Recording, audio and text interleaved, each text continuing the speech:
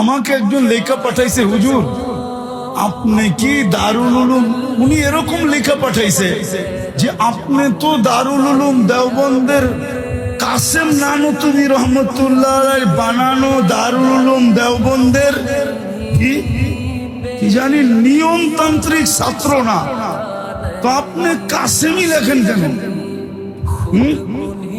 অথচ আমার বাংলাদেশি ঠিকানায়, আমার বাংলাদেশের ঠিকানায় বাঙালি হিসাবে দারুল উলুম দেওবন্দের সনদ বাংলাদেশের কেউ যদি দেখাইতে পারে তাহলে মনে হয় আমি সবার আগে দেখাইতে পারবো, আমি দেখাইতে পারবো। কি বাংলাদেশি না, দারুল উলুম দেওবন্দ না 2 নম্বর সনদ, 1 নম্বর না 2 নম্বর?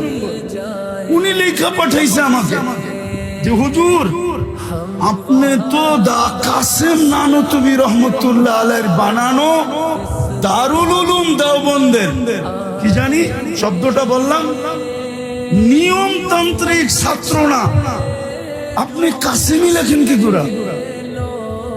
অথচ সনদ আমার পকেটে, আমার বাসায় আছে। শুধু সনদ না, মার্কশিট আছে। শুধু মার্কশিট না, কেরাতেরটা আছে। শুধু কেরাত না, আখলাকি সনদ পর্যন্ত আছে। হ্যাঁ, মুসালসালাত আছে।